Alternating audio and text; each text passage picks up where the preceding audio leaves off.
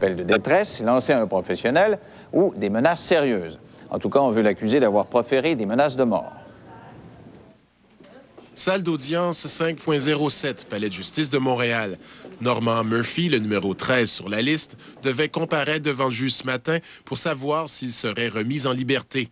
Son avocat, Maître Gauthier, la femme que l'on voit ici devant le représentant syndical de M. Murphy, a remis la cause entre les mains d'un autre avocat, ce qui fait en sorte que la comparution est remise à demain. Il devait avoir une enquête caution ce matin, le 29 janvier, mais pour des raisons de logistique et des problèmes avec son avocat, l'enquête caution a été remise demain matin.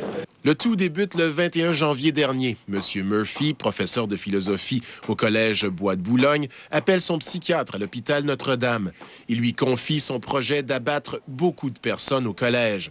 Le psychiatre contacte la police. M. Murphy est aussitôt arrêté, puis amené dans un centre hospitalier pour évaluation. On lui donne son congé de l'hôpital le lendemain.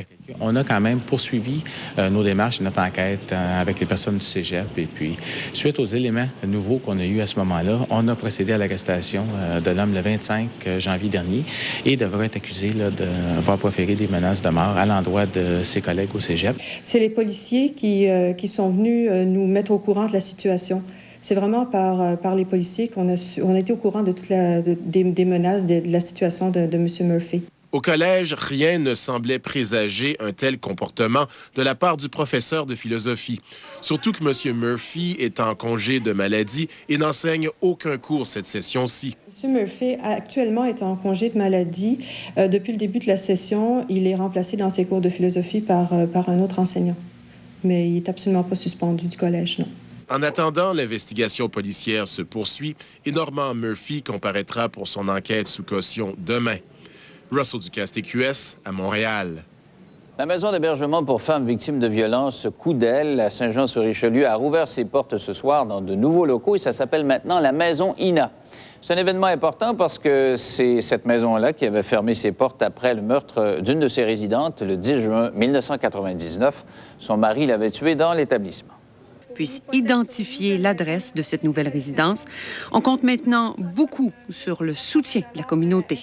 Si les voisins se rendent compte qu'il y a toujours la même voiture qui repasse dans le coin, bien pourquoi pas avertir les responsables de la maison ou même la police qu'il y a quelque chose d'anormal?